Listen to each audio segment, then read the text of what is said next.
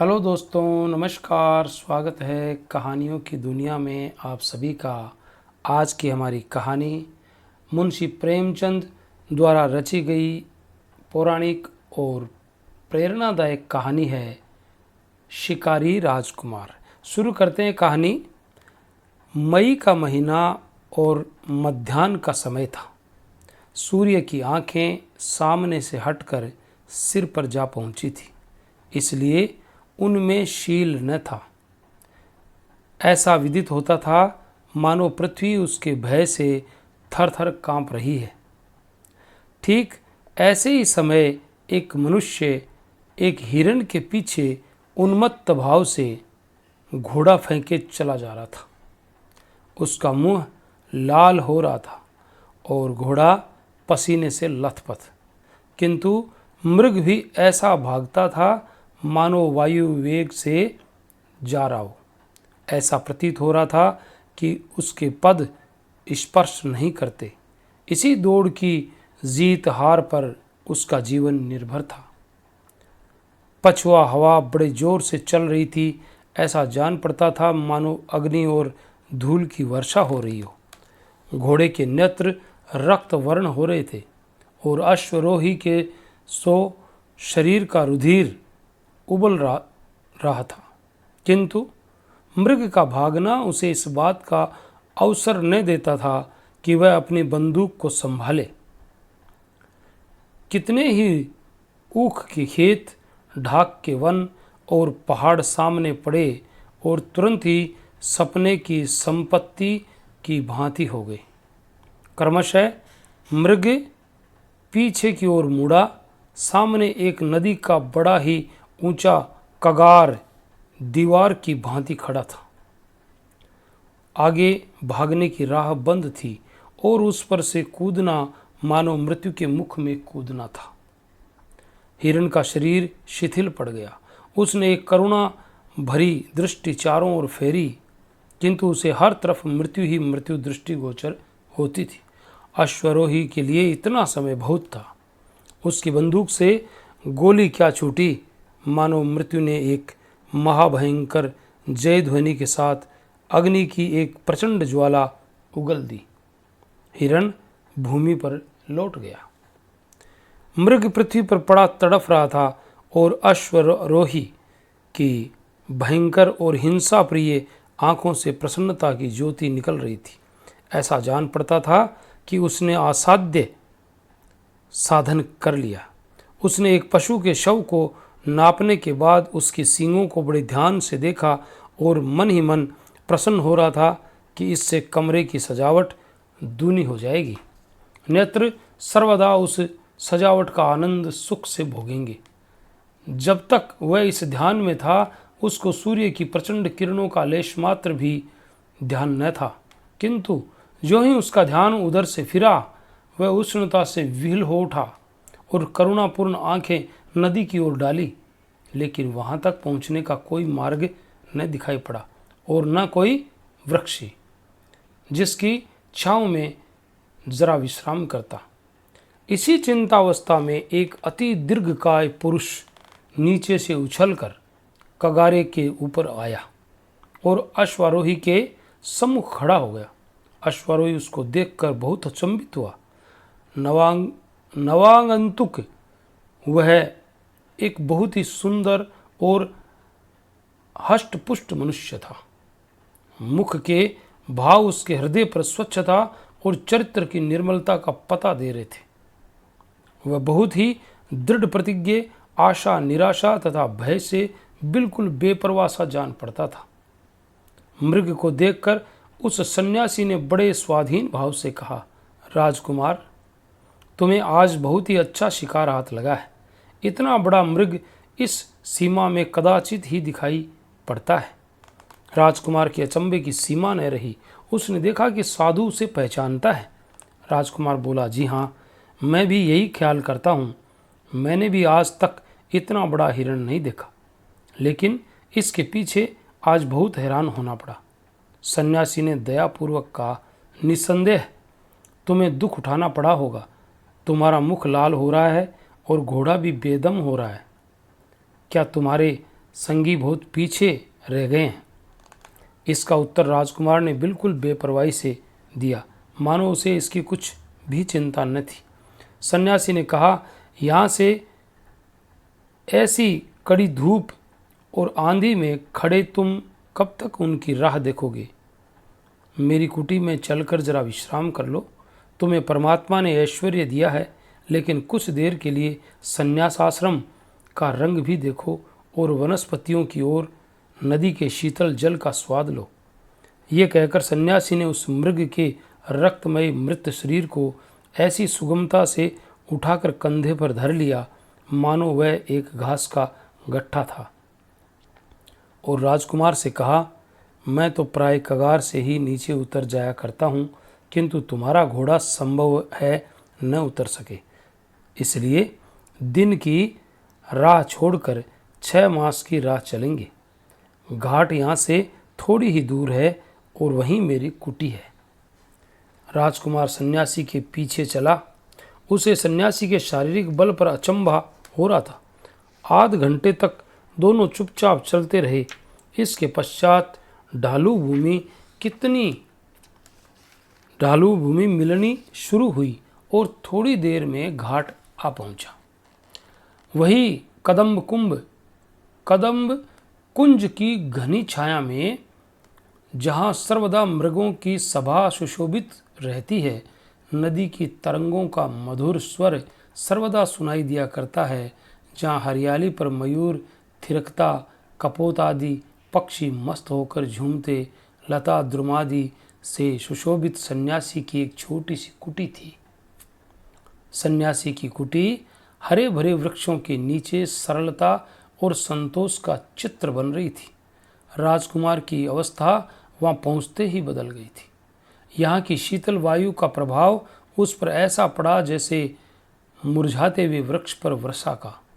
उसे आज विदित हुआ कि तृप्ति कुछ स्वादिष्ट व्यंजनों ही पर निर्भर नहीं है और न ही निद्रा सुनहरे तकियों की ही आवश्यकता रहती है।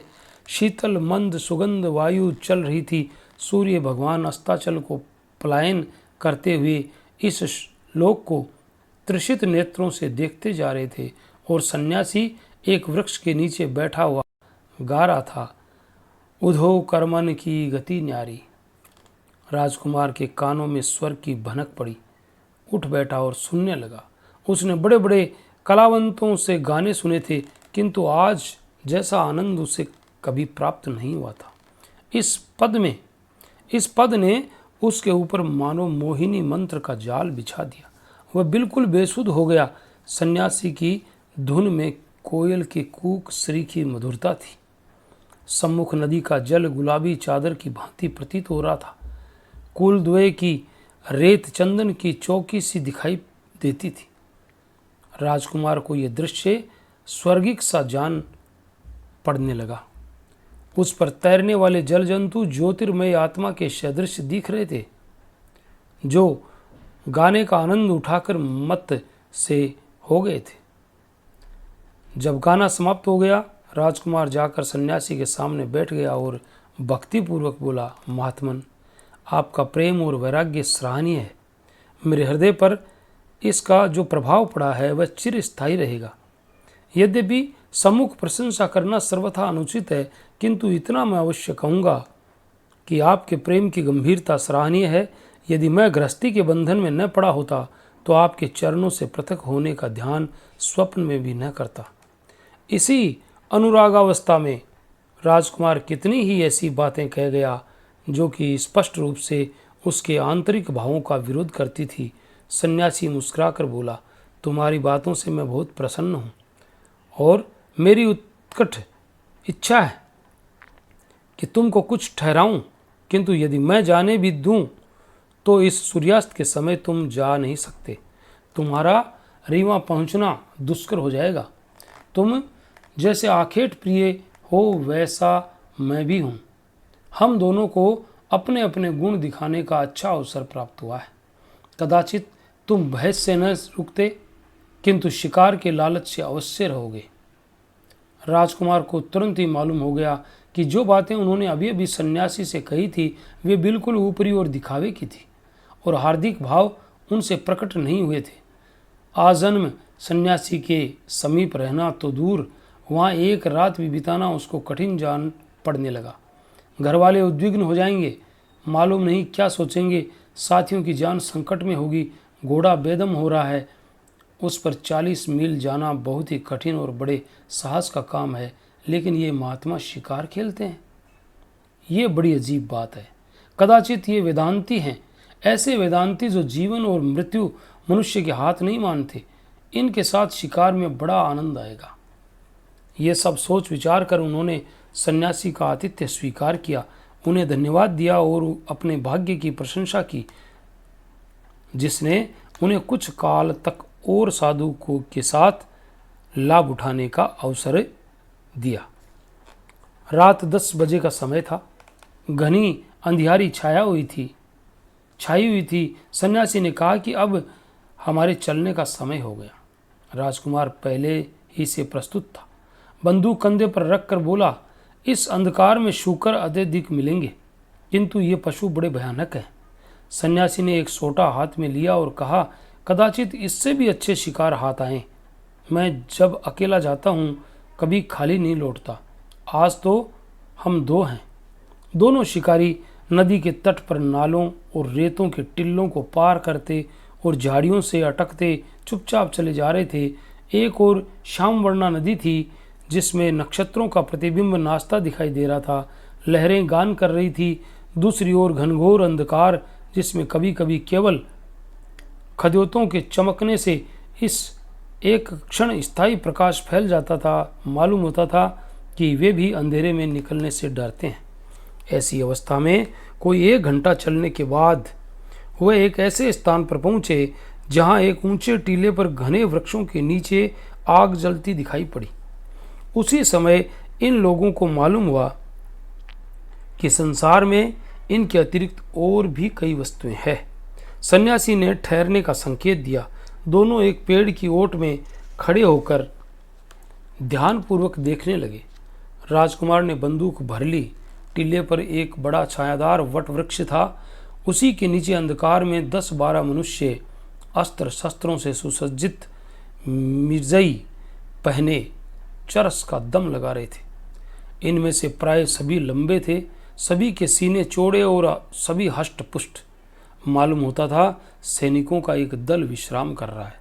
राजकुमार ने पूछा, ये लोग शिकारी हैं? सन्यासी ने धीरे से कहा, बड़े शिकारी हैं। ये राह चलते यात्रियों का शिकार करते हैं। ये बड़े भयानक हिंस्र पशु हैं। इनके अत्याचार से गांव के गांव बर्बाद हो गए और जितनों को इन्होंने मारा है उसका हिसाब परमात्मा ही जानता है। यदि आपको शिकार करना हो तो इनका शिकार कीजिए। ऐसा शिकार आप बहुत प्रयत्न करने पर भी नहीं पा सकते। यही पशु है जिन पर आपको शस्त्रों का प्रहार करना उचित है। राजाओं और अधिकारियों के शिकार यही है। इससे आपका नाम और यश फैलेगा। राजकुमार के जी में आया कि 2-1 को मार डालें, किंतु सन्यासी ने रोका और कहा, इन्हें छेड़ना ठीक नहीं है। अगर ये कुछ उपद्रव न करें तो भी बचकर निकल जाएंगे।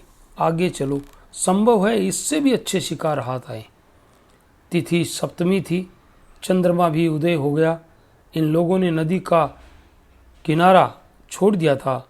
जंगल भी पीछे रह गया था। सामने एक कच्ची सड़क दिखाई पड़ी और थोड़ी देर में कुछ बस्ती भी दिखाई पड़ने लगी। सन्यासी एक विशाल प्रासाद के सामने आकर रुक गए और राजकुमार से बोले, आओ इस मोलश्री के वृक्ष पर बैठें, परंतु देखें बोलना मत, नहीं तो दोनों की जान के लाले पड़ जाएंगे। इसमें एक बड़ा भयानक हिंस्र जीव रहता है जिसने अनगिनत जीवधारियों का वध किया है। कदाचित हम लोग आज इसको संसार से मुक्त कर दें। राजकुमार बहुत प्रसन्न हुआ। सोचने लगा, चलो रात भर की दौड़ से तो सफल हुई। दोनों मोसलरी पर चढ़कर बैठ गए। राजकुमार ने अपनी बंदूक संभाल ली और शिकार की, जिसे वह तेंदुआ समझे हुए था, बाट देखने लगा। रात आधी से अधिक व्यतीत हो चुकी थी। यकायक महल के समीप कुछ हलचल मालूम हुई और बैठक के द्वार खुल गए। मोमबत्तियों के जलने से सारा अहाता प्रकाशमान हो गया। कमरे के हर कोने में सुख की सामग्री दिखाई दे रही थी।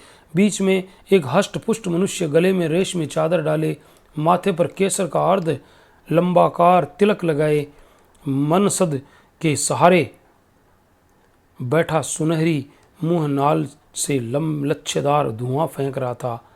इतने ही में उन्होंने देखा कि नर्तकियों के दल चले आ रहे हैं। उसके हाव भाव व कटाक्ष के सर चलने लगे। समाजियों ने सुर मिलाया, गाना आरंभ हुआ और साथ ही साथ मद्यपान भी चलने लगा। राजकुमार ने अचंभित होकर पूछा, ये तो कोई बहुत बड़ा रईस जान पड़ता है। सन्यासी ने उत्तर दिया, नहीं, ये रईस नहीं है, एक बड़े मंदिर के महंत हैं, साधु हैं, संसार का त्याग कर चुके हैं, सांसारिक वस्तुओं की ओर आंख नहीं उठाते, पूर्ण ब्रह्म ज्ञान की बातें करते हैं। ये सब सामान इनकी आत्मा की प्रसन्नता के लिए है। इंद्रियों को वश में किए हुए इन्हें बहुत दिन हुए। सहस्रों सीधे साधे मनुष्य इन पर विश्वास करते हैं, इनको अपना देवता समझते हैं। यदि आप शिकार करना चाहते हैं तो इनका कीजिए। सही राजाओं और अधिकारियों के शिकार हैं। ऐसे रंगे हुए शियारों से संसार को मुक्त करना आपका परम धर्म है। इससे आपकी प्रजा का हित होगा तथा आपका नाम और यश फैलेगा। दोनों शिकारी नीचे उतरे। सन्यासी ने कहा, अब रात अधिक बीत चुकी है, तुम बहुत थक गए होंगे, किंतु राजकुमारों के साथ आखेट करने का अवसर मुझे बहुत कम प्राप्त होता है, इसलिए एक शिकार का पता और लगाकर लौटेंगे। राजकुमार को इन शिकारों में सच्चे उपदेश का सुख प्राप्त हो रहा था। बोला, स्वामी जी, थकने का नाम न लीजिए। यदि मैं वर्षों आपकी सेवा में रहता तो और न जाने कितने ऐसे आखेट करना सीख जाता। दोनों फिर आगे बढ़े। अब रास्ता स्वच्छ और चौड़ा था। हाँ, सड़क कदाचित कच्ची ही थी। सड़क के दोनों ओर वृक्षों की पंक्तियां थी। किसी किसी आम्र वृक्ष के नीचे रखवाले सो रहे थे। घंटे भर बाद दोनों शिकारियों ने एक ऐसी बस्ती में प्रवेश किया जहाँ की सड़कों, लालटेनों, अट्टालिकाओं से मालूम होता था कि कोई बड़ा नगर है। सन्यासी जी एक विशाल भवन के सामने एक वृक्ष के नीचे ठहर गए और राजकुमार से बोले, ये सरकारी कचहरी है। यहाँ राज्य का एक बड़ा कर्मचारी रहता है जिसे सूबेदार कहते हैं। इसकी कचहरी दिन को भी लगती है और रात को भी। यहाँ न्याय सुवर्ण और रत्नादिकों से के मोल बिकता है। यहाँ की न्यायप्रियता द्रव्य पर निर्भर है। धनवान दरिद्रों को पैरों तले कुचलते हैं और उनकी गुहार कोई नहीं सुनता। यही बातें हो रही थी कि अचानक कोठे पर दो आदमी दिखलाई पड़े। दोनों शिकारी वृक्ष की ओट में छिप गए। सन्यासी ने कहा, शायद सूबेदार साहब कोई मामला तय कर रहे हैं। ऊपर से आवाज आई, तुमने एक विधवा स्त्री की जायदाद ले ली है। मैं इसे भली भांति जानता हूँ, ये कोई छोटा मामला नहीं है। इसमें 1 सहस्त्र से कम पर मैं बातचीत करना नहीं चाहता। राजकुमार में इससे अधिक सुनने की शक्ति न रही। क्रोध के मारे नेत्र लाल हो गए। यही जी चाहता था कि इस निर्दयी का अभी वध कर दें, किंतु सन्यासी जी ने रोका और बोले, आज इस शिकार का समय नहीं है। यदि आप ढूंढेंगे तो ऐसे शिकार बहुत मिलेंगे। मैंने तुमको कुछ ठिकाने बतला दिए हैं। कल प्रातःकाल होने में अधिक विलंब नहीं है। कुटी अभी यहाँ से 10 मील होगी। आइए शीघ्र चलें। दोनों शिकारी 3 बजते बजते फिर कुटी में लौट आए। उस समय बड़ी सुहावनी रात थी। शीतल समीर ने हिला हिलाकर वृक्षों और पत्तों की निद्रा भंग करना आरंभ कर दिया था। आध घंटे में राजकुमार तैयार हो गए। सन्यासी को अपना विश्वास और कृतज्ञता प्रकट करते हुए उनके चरणों पर अपना मस्तक नवाया और घोड़े पर सवार हो गए। सन्यासी ने उनकी पीठ पर कृपापूर्वक हाथ फेरा, आशीर्वाद देकर बोले, राजकुमार, तुमसे भेंट होने से मेरा चित्त बहुत प्रसन्न हुआ। परमात्मा ने तुम्हें अपनी सृष्टि पर राज करने हेतु जन्म दिया है। तुम्हारा धर्म है कि सदा प्रजापालक बनो। तुम्हें पशुओं का वध करना उचित नहीं। इन दीन पशुओं के वध करने में कोई बहादुरी नहीं, कोई साहस नहीं। सच्चा साहस और सच्ची बहादुरी दीनों की रक्षा करना और उनकी सहायता करने में है। विश्वास मानो, जो मनुष्य केवल चित्त विनोदार्थ जीव हिंसा करता है वह निर्दयी घातक से भी कठोर हृदय है। वह घातक के लिए जीविका है, किंतु शिकारी के लिए केवल दिल बहलाने का एक सामान। तुम्हारे लिए ऐसे शिकारों की आवश्यकता है जिससे तुम्हारी प्रजा को सुख पहुंचे। निशब्द पशुओं का वध न करके तुमको इन हिंसकों के पीछे दौड़ना चाहिए जो धोखाधड़ी से दूसरों का वध करते हैं। ऐसे आखेट करो जिससे तुम्हारी आत्मा को शांति मिले, तुम्हारी कीर्ति संसार में फैले। तुम्हारा काम वध करना नहीं, जीवित रखना है। यदि वध करो तो केवल जीवित रखने के लिए, यही तुम्हारा धर्म है। जाओ, परमात्मा तुम्हारा कल्याण करे। तो ये थी हिंदी के महान कथाकार मुंशी प्रेमचंद द्वारा रचित कहानी शिकारी राजकुमार। अगर आपको अच्छी लगी हैं, पसंद आई है, तो हमारे चैनल को एक लाइक और सब्सक्राइब कीजिए। और मिलते हैं कल किसी नई कहानी के साथ। तब तक के लिए all the best. Thanks for watching.